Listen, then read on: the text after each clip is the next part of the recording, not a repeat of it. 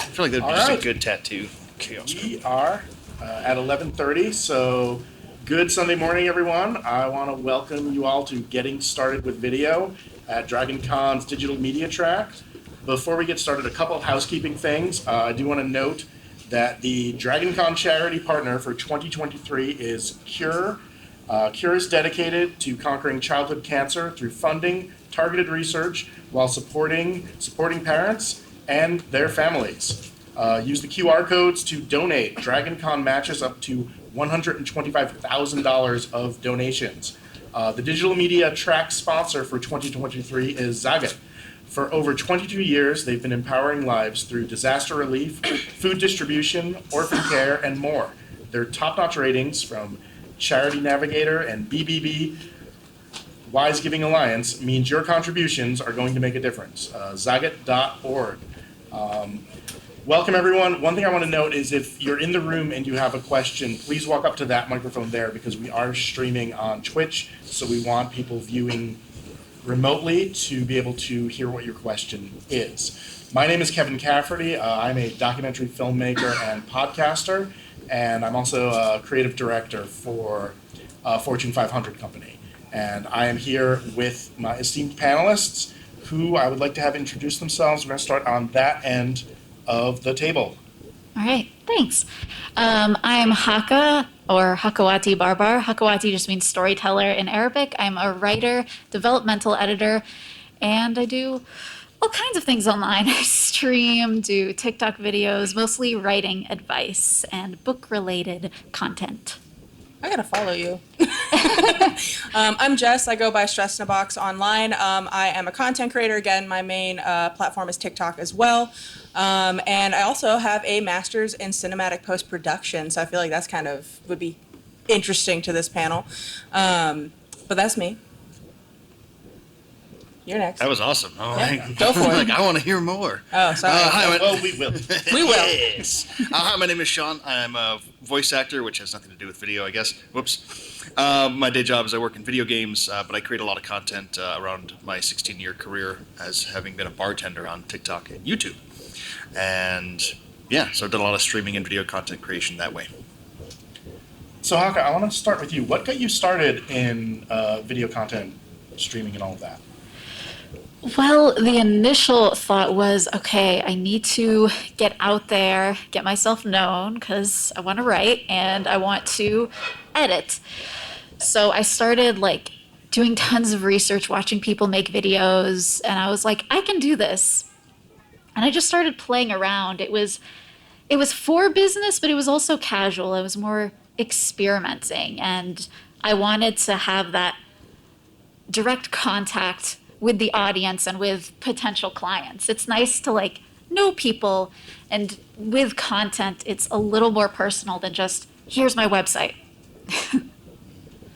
Jess, how about you? What got me started? I always really loved film and editing and all that stuff. When I was one of those teenagers, I was like, I'm going to make a bunch of YouTube videos. And I did. And you can still find those online. Please don't watch them. They are cringy as heck. But that was kind of where I got started. But getting the following on TikTok was definitely by accident. I kind of started posting on there just for fun in 2019 before the platform really took off. Gradually kind of started gaining an audience on there. And then at the beginning of the pandemic in 2020, I was one of those people that went super viral on there, mostly for a funny little animal called an axolotl. And then I kind of got pigeonholed into animal content for a while. But it was kind of just by accident, but also was intentional because it was something I wanted to do. And I had been making videos and everything since I was a kid. That's one of the reasons I went on to get a master's in film as well. So, Sean. So I've always been obsessed with audio, and somewhere along the line of learning about audio and getting a degree in theater, someone had told me this anecdote about audio always makes a video look better. Because when you have really good quality audio, your video looks good. Mm-hmm. And I always had that in mind. I always thought, well, I want to make video content. I'd been doing podcasting for a while, and in 2019, a buddy of mine, I'm very open to suggestion, by the way, so he's like, we should do some video stuff. And I was like, all right, great, what? He's like, we should talk about beer. I was like, cool, let's talk about beer. And that ended up being 13 months of weekly live stream shows where we'd have a band on and review beer. And it was like this musical, drinky variety show. And that's what got me into like, all right, I think I can make video content. And oh my God, I need a better camera. Yeah. And when you say better camera, that's one of the things I wanted to discuss here was gear in terms of like what like gear that you use to get started, and then if you want to upgrade beyond that, like do you think when you're getting started, should you just get what's cheapest and available, and then if you find that you're more into it, like upgrade as you go, or have you found like what's worked for you, Sean? I whatever gear it is, whether it's mics or video, I think the rule of thumb should be get the best that you can afford. You know, it's fine if you just want to try something out and you're like, oh, I'm going to use my laptop camera. But once you have an idea of what it is you want to do and that you want to be making more than one video about it, that's when you need to go, all right, if I can afford a nice Logitech camera, or if you can get something that does 4K, if you're kind of going to go like that route. You don't need that, by the way, because most people still only watch in 1080 because that's what most people have. And they're not going to be going into YouTube and going, oh, well, I need to enable that because I really want to see what's going on. Like, but yeah, always get the best you can afford. That's my rule of thumb. I also think it kind of depends on what platform you're wanting to post on. So, yeah, for like YouTube, I think you want a better, higher quality camera, for sure. People on YouTube are there to watch long form content, and if you're just filming it on your iPhone, it doesn't really work as well. But if you're doing something like TikTok or Instagram Reels, and that's the platform you're going to use, I use my iPhone for that all the time. I got it with me right now. This is what I'm doing my DragonCon videos on. That's going to go up eventually. So I think it just really depends on the platform you're on. Oh, sorry, I just have a quick question. Does it matter the quality of camera for something like streaming on Twitch? So the question was, does it matter the quality of the camera for something streaming on Twitch? And a reminder, if you have a question, please go up to the mic. My apologies. That's okay, just because we're streaming. Yes-ish. It has to be good enough to do a lot of the background filtering out. Yeah. Like software takes care of that, but the camera hardware has to be able to handle that. Because that's like it's not my main medium, but it is something that your stuff has to be able to handle because people expect that. And I know when I did Twitch streaming, probably a good portion of last year, I did a lot of Twitch streaming with Stardew Valley and Sims mostly. I used to use my webcam that was on my camera or on my computer because I was just doing it for fun. I wasn't doing it as professional. So I think it depends on how like serious. Are you just doing it as like a little side hobby, like a bonus thing? Or is that what you want to do? Because I think if it's you want to be a Twitch streamer, a better quality camera is the way you want to go. But if you're just doing it as just like a little fun thing on the side, which is what I was doing, I was just using my laptop camera or webcam. So, And I think it also depends on, like, if you're just starting out, maybe Yeah. you're less sure of what you want to do. So, cheaper is fine. And think about with streaming, think about what your focus is. If you are the focus, it's mostly, if it's mostly like just chatting, you might want to spend a little more on the camera earlier on if you can afford it. But if you're doing gaming, drawing, something else, then you can get away with lower quality because you're not the focus. You just enhance the experience for the viewer. So kind of think about what type of content you want, and that can also help with deciding the quality you want to start with, you want to invest in the beginning. good point. Excuse me, one last question, I'm sorry. No, it's great. As far as you guys know, you're probably not experts in Twitch, I understand that, but as far as what you know or heard, do you think the average viewer streams in anything higher than 1080? I do think when you get to like something like 8K, then you fall into the trap of like buffering, and it might not be able to handle it, or the people viewing it might not have an internet connection that can handle it. So I think sometimes Yeah. there's a balance of you want something nice, but I think sometimes when you're streaming on a platform like Twitch, if you go too nice, then it can buffer and be a suboptimal experience for the viewer. So it all just kind of depends, basically? Yeah, so I wouldn't go 8K. I think most people can handle 4K these days, though. Oh, really? Okay. I know if I tried to go 4K, my computer would have exploded. But Yeah. I wasn't doing it for the gaming. I will say too, just to add on to not just the cameras, but a good way to get better quality. Am I? I'm hearing some feedback somewhere. How Yeah. dare you? But good lighting. It's a cheap way to make yourself look better. It's just to have like a good. So we have 2-point lighting right now, so a little bit overhead, but 3-point. So top, side. That'll give you a much easier place for your camera to focus on. And yeah, and then you're looking at $20 per light, $60 total, which is much cheaper than a high-end camera. Good lighting can make your picture look a lot better. Yeah. I will say that. I had a ring light when I would be streaming on Twitch, and I was blinding myself slowly every day. Right there. I appreciate it. Thank you so much for your question. Okay. Oh, I appreciate the panel. My question is, as an artist, I'm interested in starting to do YouTube tutorials, like a camera or phone mounted over the shoulder on a tripod, doing a quick time lapse, like something that'll take me like 5 hours to paint, condensing that down, and so it's a nice time lapse, but it's educational, and then I would go back in and narrate it. Aside from having a camera and a tripod, I was just curious if you could discuss how you would approach that, because I am not, like, I started my company way before you had to record and document and share everything online. And it's like a separate job that I did not sign up for, but I understand the importance of it. Like I've really never really put a toe into video because it's just not my thing. I'm not good with things that have timelines, but I understand I need to. For time lapse, I mean, one of the advantages there is, as Sean said, good audio is always important, but for time lapse, that's not a factor. Yep. And so if I were doing what you're suggesting, I'd be looking at GoPros. Okay. Oh, I have one. Oh yeah, so I find the time lapse on the GoPros pretty nice, and playing around with, especially the newer ones. And I would, since you have one already, I would experiment with that first. Okay. And just like mount that on a tripod and do the recording and then edit it. And I would need to record, would I just record audio on the laptop?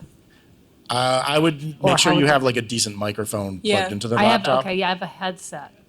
I have a decent headset, but you're talking like an actual like mic, like. Not necessarily like this. I think there's somewhere in between this and a headset. I think kind of the Shures that are out there. Or little Yes. Zoom. Oh, makes yeah. Pretty high quality. Oh, what is that? This is a Zoom H1N, but they make a ton of microphones, and so like Woo! it's not on. Hot mic, It is a hot mic. Thank you. hot mic. But these are like $100, and Oh, you, okay. you get really good audio out of it, and you can find them used for 80. Rode has also started making some really good like prosumer type Okay. microphones. They can use like I have like a little USB-C interface. Who for makes my a phone. prosumer? Rode.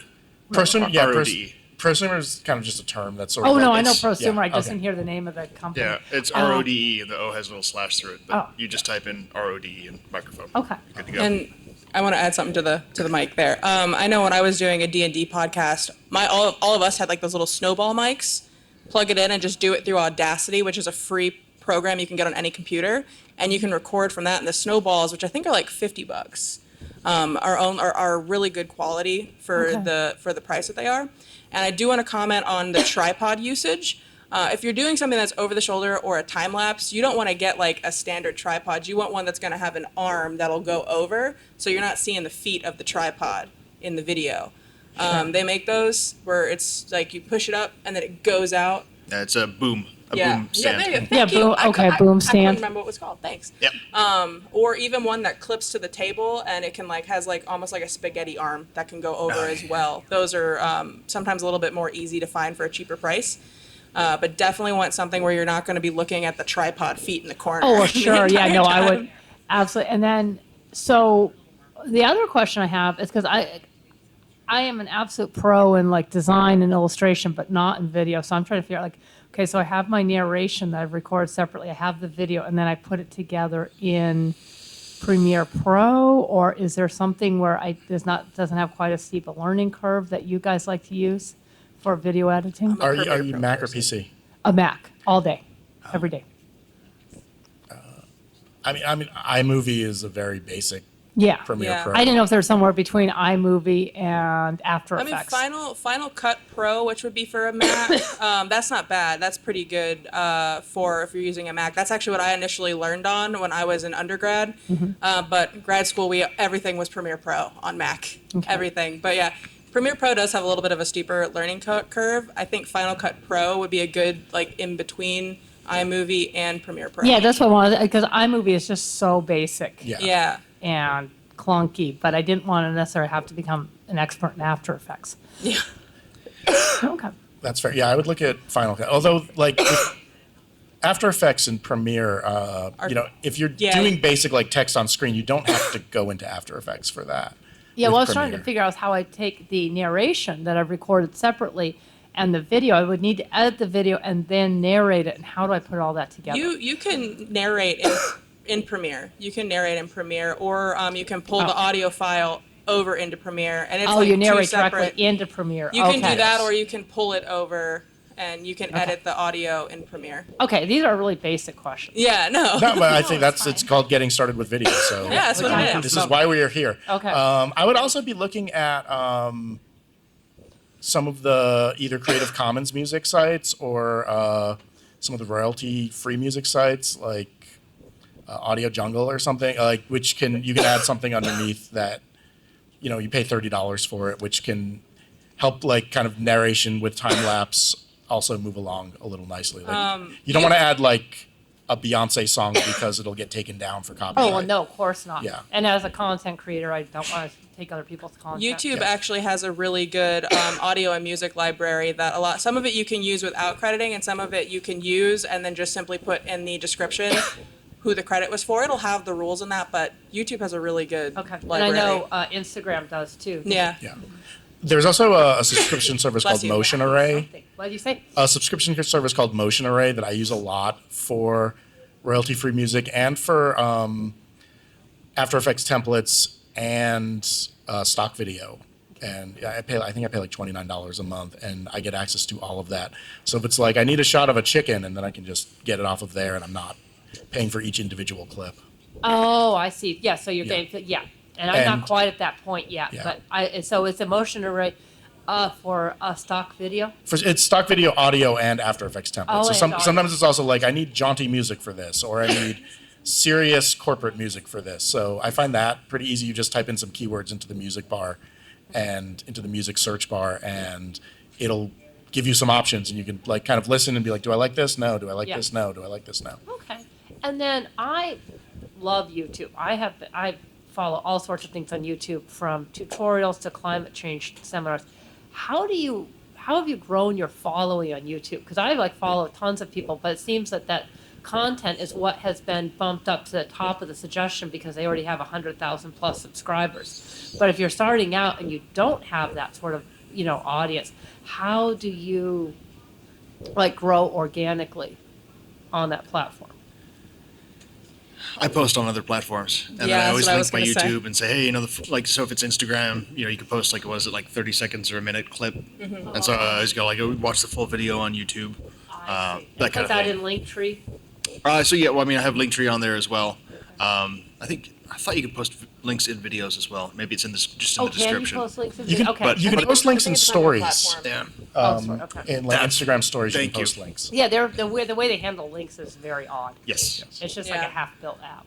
And utilize YouTube Shorts. They're pushing Shorts right now I've seen because that. of TikTok and Instagram and what everyone's doing with short form videos. So whatever you post there, you can also use it for the YouTube Shorts. Yeah, and cross that'll also posting help. is great. Yeah. Yeah. And- Okay, so is that 30 seconds? I've watched a lot of YouTube shorts. Is that 30 seconds? I for think 1 minute? YouTube it's Shorts 1 is a minute. minute. Yeah, it's a minute. I think it's a minute.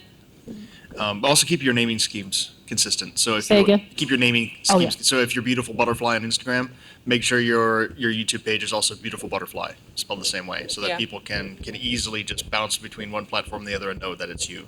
Okay. That's really, really handy in the planning stage. Okay, good. Thank you. It's all good advice. Thank you very much for your question.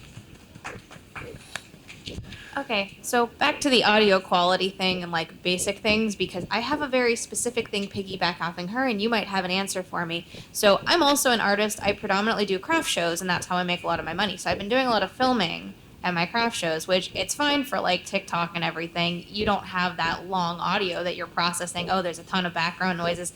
You don't worry about it that much in a 20-second video. I've started filming for YouTube though, and when you've got a 10-minute video, you care a lot. So now I'm at this point where I'm trying all of these little mics because I don't want to get this like $1 million piece of equipment because I'm running an entire craft show booth. For all I know, a kid could spill an entire like Coca-Cola on it and like I'm doomed. But I'm trying to filter out wind, weather, people talking, food trucks, generators, and everything else, and that's really killing the quality of my video a lot. Do you have any recommendations for that? Because I don't know a ton about fixing audio things, and would something like what you use help? He's like, I got this. Damn you wires. So I mentioned Rode before. So I do a lot of content when I travel because I travel with my bar kit, and I'm like, oh, this is how you do a cocktail in your hotel room, which is maybe a problem. So Rode is one of my favorite things to plug in my phone. Gosh, what is this called? The AI Micro, and it is basically a little USB-C cord. You can get up to 2 TRRS or TRS inputs, which is just a naming scheme for the kind of plug that goes in there, but it's basically any kind of basic mic. And I like a little lavalier, and you can get what's called a dead rabbit that goes on top. So it's just a different kind of windscreen that goes over the top. It looks like a little fuzzy beetle or something. So that helps block out wind. And if you're clipping on yourself and you think you're going to be moving around a lot, it can help reduce any of the shuffle noise of moving around. Like I have a mic with one and everything, but like some of those generators are like. So that's what you can do to best, especially if you're doing something like this. Yeah. So two things to note: you can get something that's either directional or omnidirectional. Okay. As omni might make sense, that means everywhere. You don't really want that if you're dealing with food trucks and winds. You want something that is a lavalier that's directional, or a microphone of any kind, so that when it's pointed at you, it's mainly picking up you. Okay. Just like I'm over here now, I'm off mic. If I'm on here now, I'm on mic. This is more directional, so that'll really help. And especially if you know like the food trucks are over there. If you're facing away from the food trucks, more of that sound is going to be blocked by your body because your microphone is right up against you. So that's super duper handy. After that, if you're in post and you're like, oh, there's still a ton of sound and still all this other ambient noise, there's a lot of audio processing applications out there that can help filter out sound. So what you can do and what you should do, and you would know this too, is doing documentaries, is getting, what's it called? It's when you pause and you do like a 30-second sample of just the ambient noise around you. Room tone. Room tone, thank you. Getting a recording of room tone will then let you go back out and filter out that room tone using the whatever audio software you're using. Most of them have a room tone filter now. Yeah, there'll be something called like capture noise print, and that's where you like load up your room tone and you capture the noise print of the room tone, and then the program should be able to filter out most of that. Okay. Any recommendations for basic audio editing programs? I'm using DaVinci for video right now. So you mentioned Audacity. Audacity. I really like Audacity. One step up from that is Reaper. Okay. And I use Pro Tools because I was one of those kids that was raised on that. I mean, in college. But that's high-end professional. It's expensive. Yeah. Reaper I like because it has almost all the same features. It has a plugin that natively does that filtering, and it's $60 for a license. And it's essentially lifetime and up to like 2 years of upgrades. And I can write it off on my taxes. Heck yeah. And one thing I'll point out about lavalier mics like that is watch out for jewelry and watch out for like scarves and shawls, because if they like brush against the mic, the audio will not be usable. Yeah. Thank you for your question. So kind of piggybacking off of those two. Mm-hmm. The first one is I use Shotcut for editing because it's free. But for like a PC, what's a better one? I've tried DaVinci, but it confuses me a lot. So yeah, DaVinci has quite a learning curve as well. Yeah. Anything easier, but I can use not free stuff now. So Yeah, there's a lot of go ahead. A simple one that I like to use that I've used for a little while now is Filmora Wondershare. It has about Filmora. Yeah, it has a pretty easy learning curve. Has a decent amount of features, but it's not as confusing as the more high-end ones. So I Okay. think that's a good starting place. And then I have That's a great suggestion. I forgot I about have that. one of those microphone snowball Snowballs. things. Yeah. What's a good like filter to get for that? Because it picks up like everything. Like Quiet room. yeah. Oh, I have that. It just picks up like little like clacks or like Oh. anything like the typing on the keyboard, even though it's like away from the keyboard. Oh, It's just it picks up anything. I've never had that problem Are- with mine. Wow. Are they on the same table? Yeah. So that you would want to get something. You can get like cushion bases. They're usually made out of just a soft rubbery material, and you put that under your microphone so it helps isolate any of the sound that's going to be transferring, or the vibrations going to be transferring from that up to the microphone. Anything That- to go over it or like. Well, so it could actually be just picking up that motion. Oh. To go over it, like so, anything else that you're going to put on the mic is going to start to distort your sound. Yeah. So you want to be really careful about that. You know, you can get like a pop filter if your voice tends to make a lot of clicks or you have a lot of plosives, because that just sounds. It wasn't that bad here. Once you get into post and you're editing, you're like, oh god. Yeah. Every time I make that sound, it's just. And I have fake nails, so because it on the keyboard, it Mm-hmm. picks that up a lot. You can get like a rubber cover for the keyboard too. That might Oh, help yes. actually with Yeah. the nails. Okay, that's good. Thank Or you. like a silicone one, I guess. I have- don't remember I if it's have- silicone or rubber, but Yeah. you know what I'm talking about. Yeah, I know what you're talking about. Yes, thank you. Oh, thank you. All right, we have another question in the room. I have just, I think, 3, just really short ones. So I do cinematography, and I use a GoPro to do it, and I also have a Mavic Mini drone. Can you hear me? Right? Can we hear? Oh. Okay. So yeah, I do cinematography, and I use a GoPro, and I have a Mavic Mini drone, just like a small little one. And I was just wondering if there's any good cameras to get that are good for cinematography.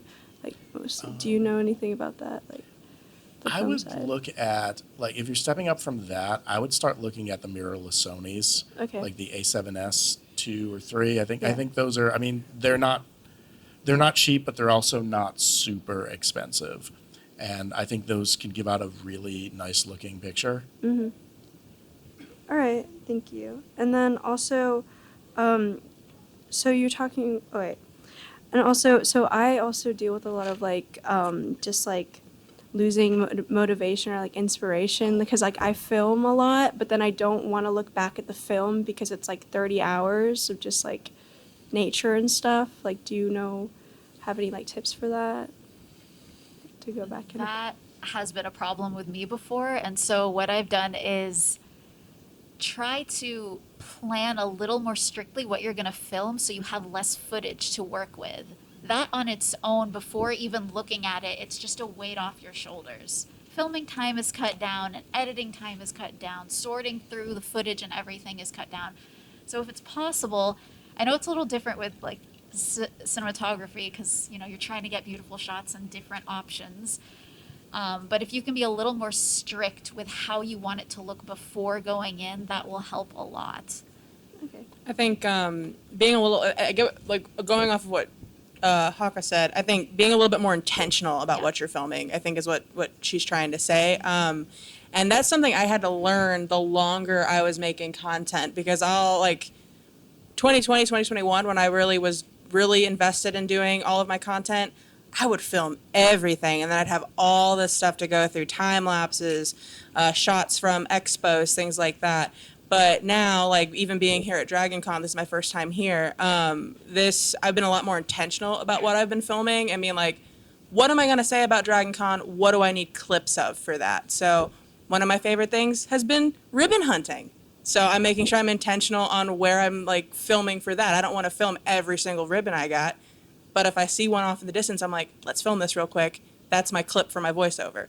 Film it one time. Don't oversight. Be intentional with what you're filming for a specific project is what I'm trying to say. Okay. All right. Thank you guys so much. Thank you. Hello. I'm Elizabeth. I do custom decorated cookies, and I've been doing it for about a decade now, and I really love it. Sugar art is fantastic. and I really want to make more tutorial videos on how I do cookies. I do my videos on my iPhone. I edit them in like Lightburn, and then I do videos in InShot. The issue I really struggle with is lighting. Like, I have a couple of places where I can get natural light, but everything it always looks so harsh. Do you guys have recommendations for how to make things look softer, or what kind of lights would be better for that? I love umbrella lights. It's just umbrella lights. That's the term for it. Is that right? Yeah. Yeah. Okay. Yeah. Umbrella. It's basically it's a light that has an umbrella on it and it diffuses it. Okay. There's also other types of diffusers, but umbrella lights is just what I like to use. I think a lot of people really love ring lights, but I personally think ring lights are really harsh. I don't think they've done very good for the cookie. Like, I think they're Yeah, good for other I think ring lights can be super harsh. I think they're good for specific types of content. But they definitely have had their moment where everybody's getting ring lights, and I feel like they're a little harsh sometimes. So I just bought multiple ring lights just because they were so cheap. Because they Yeah, got so I have a popular, couple and I too. just use them as point lights. I have one that clips to my phone actually. That I'll use that for like stuff like this if I'm like filming in a dark room. That's really convenient. But I think if you're doing more of like a set area, like I have an area at my house that has just umbrella lights. If I'm filming, if I'm doing a live stream in my house, I just use the umbrella lights. And those are really, really good lighting. Did you buy the umbrellas and the lights separately, or like as a modifier? I bought it it was like almost, I think it was like a photo set almost. I got on Amazon for like a couple $100 and it came with like 4 of them. So now I just have a plethora that I can set up wherever I want when I need to use them. Oh, thank you. And if you're wondering how it might look, like if you just want to go cheap, this just it might sound terrible, but I've taken like work lights, like there's the super high power. I mean, they kind of look like these, but they're like These are very $20, bright. $25 at Home Depot, and I happen to have a couple. So I hung up a white sheet and I put it hitting the wall behind the sheet, so that I ended up just getting this nice diffuse light in Yeah. my room, and then going like, all right, is this about the light that I need? Okay, then do I or do I not need to go get an investment of getting an umbrella light? Reflecting off of white walls is also really good. So if you do Yeah. have a ring light, you want to go with something cheap, put yourself with a white wall in front of you and shine it at the wall. Then it reflects back at you. Yeah. So that works really well too. Hey there. Can I gear shift you guys a little bit to the actual content? Yes. Into, like, how do you get viewers to watch past 10 seconds of your video? Is there a standard format for like a hook? And like when you're writing a paper or something, you got to grab their attention and hold it there. How do you work with that? Generally, sometimes a sense of what's going to happen next can help with that. I think sometimes a mistake people make is they get too precious with setting up something lovingly. And I think, especially on social media platforms, if you're setting it up immediately of sort of like, well, here's what I'm doing and here's how it's going to go. And like you were talking about ribbon videos and what you're going to set, like if you're setting it up as like, we're doing a ribbon shot and you're going towards it, I think even that will have people going like, okay, now I know what I'm expecting to happen and I'm staying engaged there. I'm curious what the panelists think. I would say first thing to think about is utilize your strengths. So think about what kind of content are you doing? Are you doing educational? Are you doing storytelling? Are you presenting art? What are you doing? And is that your strength? Think about what comes more naturally to you when you're speaking. How would you speak to your friends when explaining that kind of content? Because then you'll feel more natural. If you're nervous on camera, people are going to feel that, even if it's not like obvious. If you're not stuttering, if everything you're saying is clear, but you're nervous, the audience can tell. So find ways to make yourself relax by working with your strengths. And this is like a little pet peeve of mine. Don't, like Kevin said, think about enticing people, I guess. Have them look forward to the video, but don't drag them along for too long. Yeah. Right? It's great to have a hook. Everyone gives advice about having good hooks to your videos, but don't stress on that and don't take forever to get to the point. Give them something interesting every few seconds. Don't tease what's coming too much, if that makes sense. And then how do you handle the people that come on and just judge everything that you do? Like, I know you can't take it all personally, but like if I went into like basic parenting 101 type videos of just like, hey, not many people know potty training. Let me just give you a little advice on that. How do you keep the people like, that's not right? And like, Oh God. that's hard. Like, Don't read the comments. other than not reading, like, is it competitive or? Yeah. You can turn off the comments. You can turn off. Yeah, you can. Oh, that's nice. Yeah. Yeah, there's like a back end in the settings where you can actually filter out specific. And I do use that. I use that a lot because there's like specific things that get pointed out on a consistent basis. Whether it's like my weight, people don't like my teeth, something like that. So I have specific words filtered out so I don't see that. But if I do something like a live stream, I have moderators that if somebody is asking, like they have questions that I'm like, if this isn't about that, boot them, mute them, do something like that. So my moderators are usually really good with doing things like that. But yeah, you kind of, honestly, first of all, don't do mom talk from what I've gathered. No, just don't say it. do that. But you kind of got to get a thicker skin. Like there's still, even now, there's still things that bother me when people talk about it, or I'll get frustrated about specific things. But sometimes you just got to look at it and let it go. Just try to ignore it, block people, don't be afraid of the block button. And the filter is that has saved a lot of my sanity. Yeah, 100% agree with that. Get thicker skin, ignore it. Something weird that I do sometimes, because my content is mostly educational, I get a lot of people that, not a lot, but occasionally I'll get people, they want to argue with the advice that I give or whatever. And it's in a rude way, right? So what I try to do is I try to see if I can learn something from their comment. Even if I'm irritated by their attitude, I'm like, well, maybe I can at least get something positive from this. It's a weird thing to do, but it might help you deal with it more than just, I have to ignore this. Do you address it like as you're learning things like, oh, hey, I didn't think that side of it before, so let me follow up I've video? done that. Yeah, I've done that where I realized or I did something wrong or I said something wrong and without intending to. And I'll admit it. I'll make a follow-up video apologizing. I'll take it down, whatever. That's happened multiple times. There was something else for what you were saying that I wanted to add on to it. I don't remember what it was. But maybe I'll come back to it. Okay. I guess kind of to go off that, either, apologize or like another option is push the discussion further by being polite. Like I don't, try to avoid the angry replying. I usually don't reply to the angry comments, but if I see an opportunity, I may just respond as if they were being polite.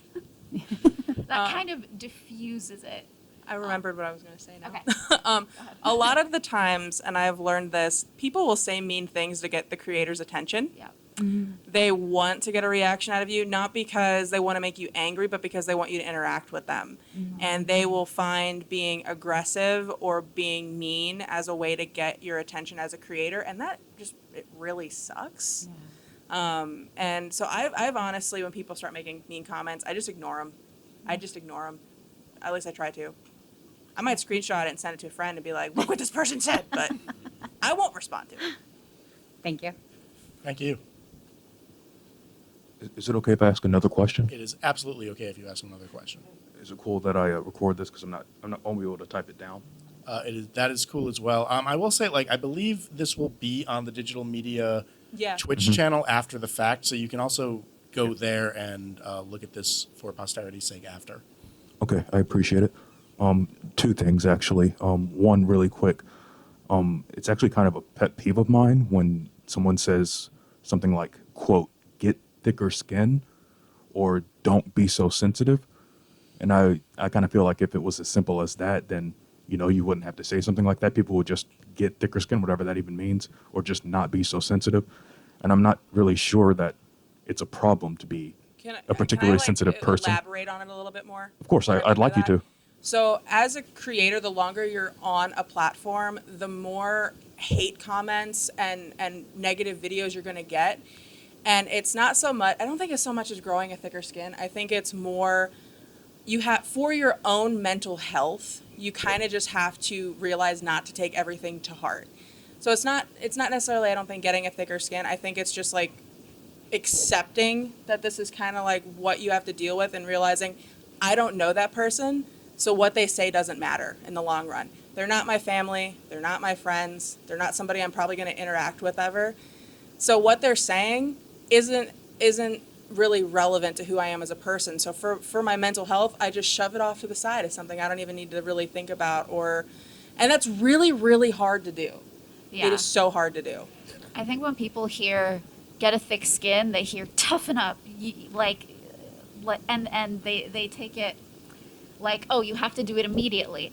But that's, yeah, like Jess said, that's not really what that means. It's more take it slow and think about how you're responding and the best ways for you to deal with it. Like, I try and take advice if I can. I try to learn from certain comments if I can. Some people are able to laugh certain comments off. Yeah. And then there's, like we said before, the filtering.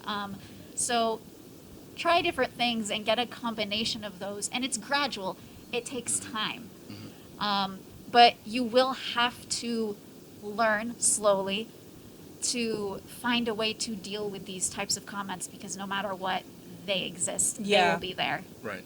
It's if you let them continue to get to you, it's not going to be pleasant for you in the long run. It's something that just kind of comes with the position of being a content creator and having millions of people watching you all the time.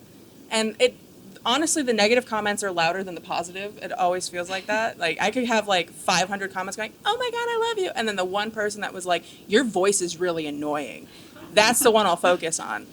And it's just something that comes with it, and that's like the negative part. But it is. I will say, on and off camera, it helps to focus on your sense of self, like who you are and what's your message. Because repeating that to yourself and knowing exactly, or trying to know exactly who you are, that can take a long time, it can take a lifetime. But knowing yourself and being yourself and taking time, honestly, meditate if you can. Meditate 5 minutes a day. Develop that connection with yourself. And that will help to start filter out the negativity that comes at you, because you can't control other people. None of us can. That's not our job, and that's not, I don't think any of us are in the X-Men, so, Bold of you to assume that. I appreciate practical advice like that, like try meditating for 5 minutes a day. I really like that kind of advice, yeah. And I'm sure you're looking at me, I've definitely heard man up many times in my life, and I find that offensive. Yeah, it is. And it hurts, because I thought I identified as a man, and they're telling me, well, you're bad at that. But sometimes it's, and I think especially what we were getting at with the developed tough skin is it's shorthand for you're you and you're fine and you're doing great. Mm-hmm. So those other people, they're not doing great, and that's why they're leaving those comments, and that's on them. Yeah, I would take man up as a compliment, actually, because most men are idiots. So, but do you mind if I ask one more question? First of all, I'm not sure Haka's mic is on. Okay, fair enough. What exactly, you mentioned not using cell phones for YouTube videos. I was curious, what exactly is the issue with using a cell phone camera for a YouTube video? It's more the quality. I'll be honest, I use my cell phone for YouTube videos because YouTube's not my main platform, I'll be honest. But it's more of a quality thing. When people are watching something more long form, they want a higher quality picture to look at. So even if your phone does shoot in 4K, the lens isn't there. Like, you don't have the lens for that, even if it is shooting in 4K. No notes. That's it? Okay, there you go. I appreciate it. I hope I didn't take up too much time. Thank you for your questions. All right. I'm a psychiatrist, by the way. I just love all of that y'all just gave about managing hate comments. So I'm a psychiatrist, and I make mental health associated wellness content. And I apologize if I missed this earlier because I did get here late. But one of the challenges I have is about consistency with my content. And I've tried, content planning calendars, See that? Okay. I'm the worst person to ask that question. Oh, okay. Because making things in batches, definitely when you have, it's not your full time thing you're doing making the content. It seems like necessary, at least for me, to try to get consistent. But just any suggestions about that, or any way y'all plan your content? Do you do batching? How do you keep the consistency if you're making like more educational? Well, that's the kind of content I make. I'm looking at y'all. Like, I don't. You don't? Okay. And that is specifically for my mental health. I used to, but I don't anymore too. Okay, maybe. Ta-da! Okay. And people tell you got to be consistent to maintain the blah, to do the You know what? If you're not having fun, then don't do it, because man, it's not worth it. I've never met a creator that's like, I've never been burnt out in my life, and I'm so glad I post every 24 hours or whatever it is. Like, it's not worth it. If you're passionate about what you do and what you're talking about, that's the important part, and that'll register. I have videos that are years old now that like I'll get likes and comments on and be like, what? How'd they find that? Right. And then I won't post for a month because you know what? I just don't have the mental or emotional bandwidth to talk about whatever it is I thought I was going to talk about next. Okay. And that is okay. It's because it's not, it can be about the following if that's going to be your full-time job, but if it's not, no big deal. Thank you for that. I hadn't really thought about, I guess, just following your energy and your passion, it sounds like, for what you're doing, and when you have it. And when you don't, maybe you just don't. And you'd be surprised how often little things pop up, or at least I am surprised, where I'm like, oh, I could just talk about this. I made a makeshift cooler for ice in my hotel room because I make a lot of cocktails, because that's my background. And I was like, you know what? I'm going to do a 2-minute video about this cooler. Okay. And I didn't plan on that. It just kind of hit me, and I was like, all right, I can do that. I honestly feel like that ends up being the best content too, and it's like not intentional. That's what goes viral. I made simple syrup with the coffee maker a couple weeks ago. Thank you for the that feedback. Thank you so much for your question. I'm going to add something real quick to that to kind Yeah. of piggyback off of what you were saying. I do record in batches, but it's with my mood. If it's okay, I'm feeling good right now, I have a good idea, let's just get all the ideas that I've written down and see how long I can record for and edit for and just get it all done. And I also made a rule with myself: no weekends. Weekends are for me. I do nothing on the weekends. And I post when I'm more regular. I do take breaks, but when I'm more regular, 1 video a day, no weekends. That's when I post. Just to keep myself sane, because there are other things that I do. So if you want to schedule, keep it light. Make it work for you. And that might make it easier to keep up with if you really want to have a schedule. And I think it also depends on if you're doing it full time or not. I know, because I did a year and a half where I was just full time content creator. I'm also an indie author, full time content creator and writing books, which I realized I did not mention in my intro, and I apologize. We will give time at the end for you to plug that. Okay, cool. Out the wazoo.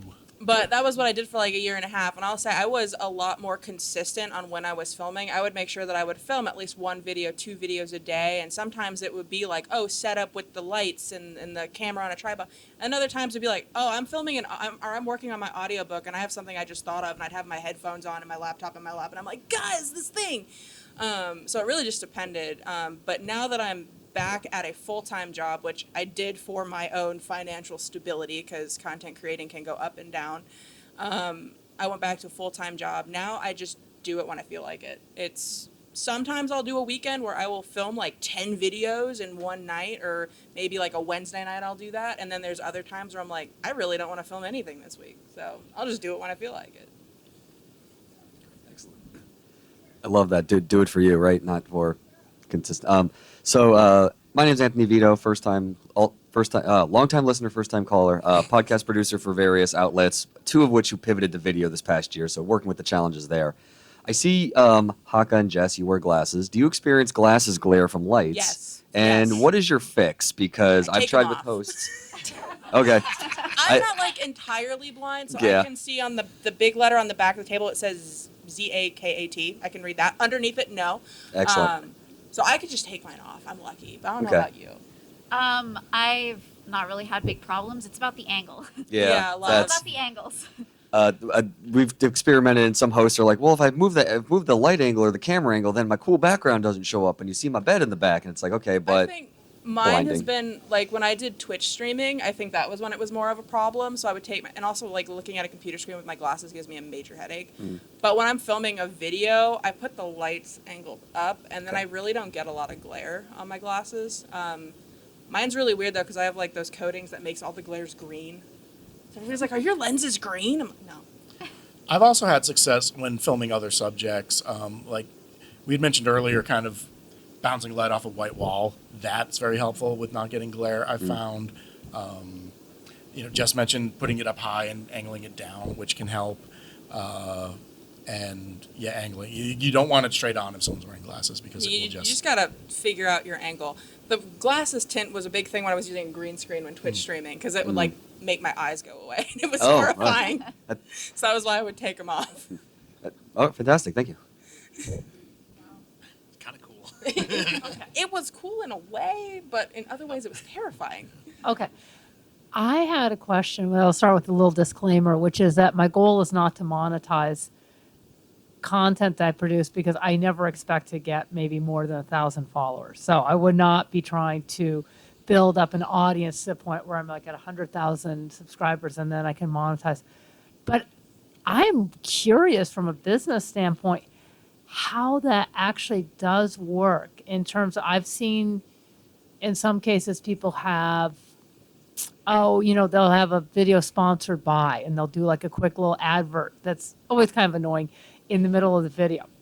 But I'm just wondering how that, just from a business standpoint, how that actually works for the people who put in the years of work to get to that point. Yeah, that's a question. And have you pursued that as a business model for your own content creation, or were you using content creation as a form of attraction marketing to build an audience for other things like your books? That's a really good question. I know for me personally, when I was doing it full time, my biggest income was my merch store, as well as brand deals. So I try. I'm very selective on my brand deals because I don't like having to be restricted to a time frame when I have to upload a video. Because like I said, I like to film when I want to film. And a lot of times brand deals, like you get the product, you have to film it in a week, and then it has to go. It's very stressful. Okay, basic question, what is a brand deal? Brand deal is a company reaches out to you and says, hey, I'll pay you to make this video about this cool product that we have. So that's what a brand deal is. But those were my two main things of income is my merch store and doing brand deals. And if you're wanting to do monetization, it really depends on the platform on how much you're going to make off of it. I think TikTok finally got their crap together on that. Because they used to I had a video that got like 22 million views and I got like pennies for it from TikTok like back in the day. And I think they finally have gotten a much better monetization for their creators in like the last, probably this year. Yeah. As far as making money through content, I do a little bit of both as far as marketing and making money through content. And I think no matter what your focus is, you kind of have to do a little bit of everything. You have to have multiple sources of income with this type of thing. And like just said, TikTok's program's a little bit better as far as getting some money. And then there are the brand deals. But mostly for me, I've been shifting more towards marketing lately. I'm kind of in a shifting period with my content. And so there's going to be a little less focus on gaining money, on getting money from the content itself. And it's going to be a little bit more marketing based. So the content itself is shifting. And I think if that's something you want to do maybe in the future, that's something you have to think about. What you want to do with the content to help whichever one is your focus. Yeah, I thought that my thought is that this is more like no trust. It's establishing credibility, and potentially expanding your audience, but just allowing people to get to know you in a deeper way or see behind the scenes how the creative process works. And so it's a little educational, a little like no trust And that's what I was thinking of. I was just curious if there had been a monetization aspect that you found. It sounded like potentially like being really functioning as an influencer. Yeah, With I mean, if you have a large audience. When I originally got into it, I was making videos for fun. I wasn't in it for, the money aspect of it. But then when I did switch to doing it full time, it did take that's one of the reasons I went back to a full-time job. Because it took a big turn on what my intentions were for the videos, because paying my bills, paying my rent relied on my videos doing well and me being able to make merch sales and book sales. And it makes content creating an entirely different breed when you're doing it as a full-time job as opposed to just doing it as a hobby on the side. Yeah, I was thinking. Yeah, the trepidation I have is just that it seems like it's its own part-time job. Like if you're doing video, like you're doing this a couple days a week. It seems like between shooting and editing and everything else. Yeah. Yeah, I find it very helpful from a marketing standpoint. So like I've been approached I think twice to do some brand stuff, and I didn't like the brands. Yeah. So I said no. And it's different also when you're doing alcohol content because you can't like show bottles and things like that. So a lot of what I do when I explain, I'm just talking about my wealth of experience. I just want to share. And for me as a voice actor, it helps with branding because my voice, like if you go Google me and you can go to my website or whatever, but it helps establish the kind of character my voice is. And that's one of the reasons that I do commit to doing like TikTok videos and YouTube videos is that you can go see me talk and I have this friendly disposition and I'm knowledgeable, so that builds my brand as an actor. Okay. We are nearly at time, and I noticed there's a question behind you. I'm hoping to lightning round this a little bit, so if you could come up and ask your question. Sure, mine's a very generic question. As someone just starting out, what advice do you have, like maybe something that you did poorly when you first started that we could learn from?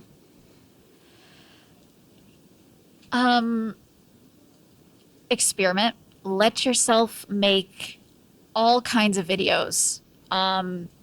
Don't get stuck in doing trends and doing what you see other people doing. It's great to get ideas and learn from them. If you want to try to make a trend video for fun, it's a great learning experience, but don't get stuck on that. Be open to going down different paths, because then you'll be able to find the videos that the audience likes and that you like. Where do you have the most energy? Then you can learn from those videos and see where your strengths are and be able to, if you want to niche down, just find the style of video at least, if not the topic, that works for you. Retweet to everything she just said, but a big thing, and I said this last night in another panel I did, is make the content you want. Don't make the content for the followers. Your followers get you to where you are, and they are the reason you get to do what you do as a content creator. But if you start making content just to get views, just to get likes, just to get attention in a way, you're going to burn yourself out a lot faster. And that's something I had to learn the hard way. Was I needed to, because I originally started out making the content I wanted to, went viral for something completely random, and then I let myself get stuck there. And it is like even almost 3 years later, I'm still struggling to get away from that niche and what I went viral for originally. So don't pigeonhole yourself and keep making content that you want to make, that makes you excited, that makes you happy, that you're really, into, and don't just make it for what you're going to get views on. Does that make sense? Yes. Cool. Thank you. No, that really no notes. That's be happy. He's also Things that make retweeting. happy. He's also retweeting. Got it. The only thing I would add to that is if you're in an editing program, save your work constantly. Yes. They are, Yes. Complicated programs, they crash a lot, and there's nothing more frustrating than spending an hour on something and losing all of that work because you weren't saving. And don't let your cat walk on the keyboard. Just lock it out of the room. Just lock it out of the room. I edit my own audiobooks, and I lost like 5 chapters one night, which was like 12 hours of my life because my cat walked on the keyboard and I hadn't backed it up yet. Yes. Don't let the cat walk on the keyboard. Thank you, guys. Thank you very much for your question. We are now at time, but I do want to allow these amazing panelists to tell everyone where we can find them and their works. Haka, where can people find you? Everywhere. Mostly TikTok though. I'm mostly on TikTok and doing a little bit more on YouTube. Hakawati Barbar is the @ everywhere. I also have a QR code if at the end people want to come up and scan it. But yeah, the @ is on this thing. And for me, I'm on pretty much every platform as Stress in a Box, as where you'll be able to find me. And plugging my books in, because I didn't do that from the beginning, I'm also a fantasy writer. So if you want to read a fantasy book, go to thesourcekeepers.com. It's a whole fantasy series with a sprinkle of sci-fi in it. Thanks. And I'm Sean Wild. You can find me male_NPC on Instagram without the underscore on TikTok because someone took it. And How also dare the QR they. code that you can come scan and gives me a link tree with all the fun stuff that I do. And I'm on an animated pilot called Very Special. Check it out and like it so that we get picked up so I can do more fun voices. And I will mention that gloomingthetube.net is where you can find my podcast that attempts to document every movie that has someone riding a skateboard in it. I will also say at 2:30 p.m. today at DragonCon, in room M103 to M-M105 in the Marriott is where I will be hosting a live table read of the pilot of ALF, and that promises to be really dumb. Thank you, everyone, for coming out. Thank you to the panelists. Please, if you want to see more content like this on the digital media track, rate and review this in the app. If you liked it, please give it 5 stars. If you did not like it, please give it 5 stars ironically. The charity is Cure. Once again, the QR codes can help you with that. Thank you, everyone, and have a fantastic rest of DragonCon.